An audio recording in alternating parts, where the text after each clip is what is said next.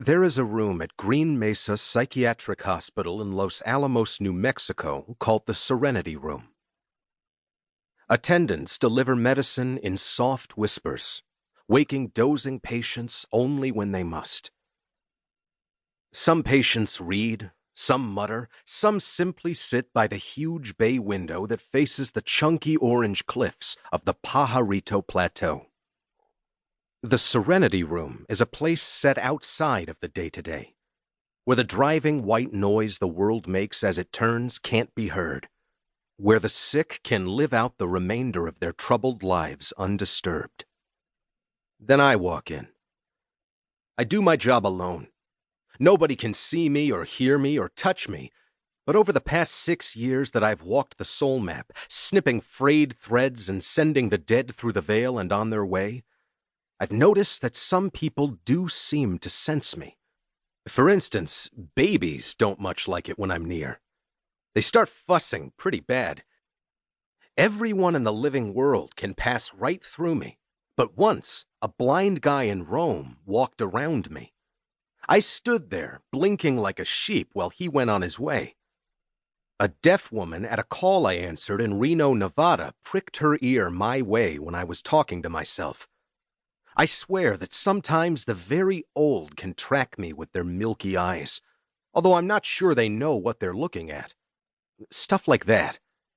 But by far the most perceptive are the insane. The two men who were muttering to each other in the corner a second ago, now they're crying. The woman who was putting together a puzzle, one that she's been working on diligently for nearly a year, now she's dismantling it piece by piece.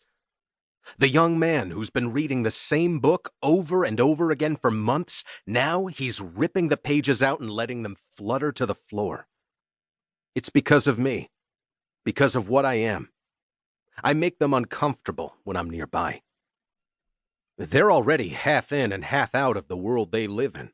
They fight every day to cling to whatever frayed strings of sanity they have left, and I'm the type of guy whose job it is to cut threads.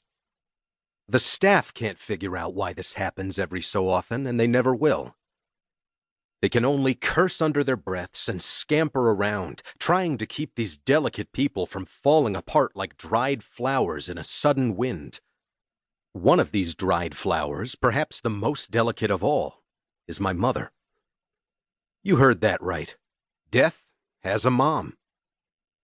Mom sits in a decorative wheelchair with a plump pillow at her back, staring blankly out of the bay window at the soft pink New Mexico sunset.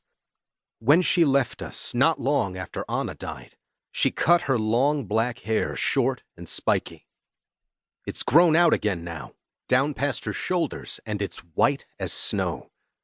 She neglects it, but her attendants don't. It's pulled back and banded behind her head with a beaded leather thong. One of the handful of things she kept from her life before. Something Anna made in school. She wears a clean and neat dressing gown of blue and gold, one of several that the staff rotate throughout the week. She's not sickly looking or gaunt. Her skin still has that Navajo cinnamon coloring, even if it is a bit ruddy at the cheeks. In a lot of ways, she looks just like the woman she was back when we all lived in one half of a little duplex on Chaco Res, about an hour north of Albuquerque.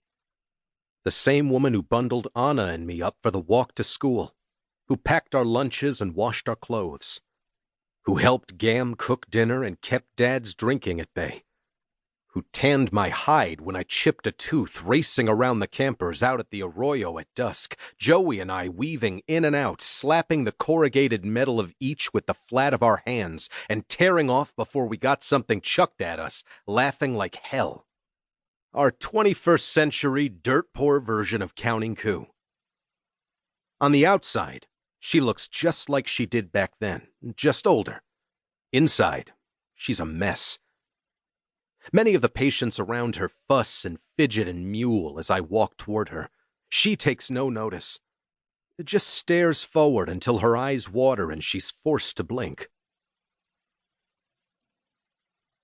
To keep listening to this audiobook, I've left you a link in the description so you can do it.